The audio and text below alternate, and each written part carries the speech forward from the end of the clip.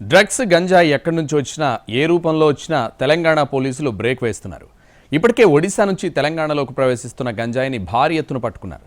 ఇప్పుడు విదేశీ గంజాయి పైన దృష్టి పెట్టారు. విదేశాల్లో దొరికితే చాలా కాస్ట్లీ గంజాయిని స్మగ్లర్లు అధికారుల కళ్ళుగప్పి విమానాల్లో దించేస్తున్నారు.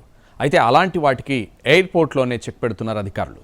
ఈ తరహాలోనే శంషాబాద్ ఎయిర్పోర్ట్లో భారీ ఎత్తున విదేశీ గంజాయిని సీజ్ చేశారు.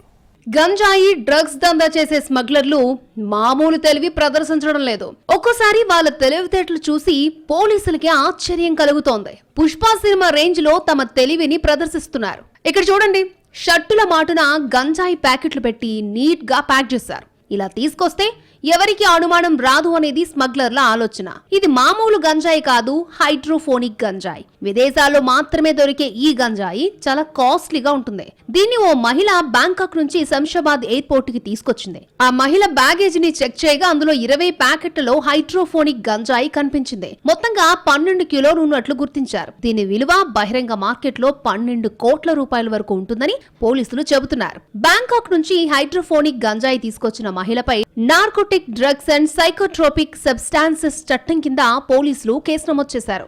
ఆమెను కోర్టులో హాజరుపరిచి రిమాండ్ కి తరలించారు. గతంలో 4 రోజుల క్రితం ఒక మహిళ ఇలాగే ఎయిర్పోర్ట్ లో గంజాయి తీసుకొస్తూ పట్టుబడింది. కేవలం 4 రోజుల్లోనే మరొక మహిళ ఇలాగే దొరకడంతో పోలీసులు అనుమానం వ్యక్తం చేస్తున్నారు. పెద్ద ఎత్తున విదేశాల నుంచి హైడ్రోఫోనిక్ గంజాయి వస్తోంది సరే, కానీ ఇక్కడ రిసీవర్ ఎవరు అని గుర్తించే పనిలో పడ్డారు పోలీసులు.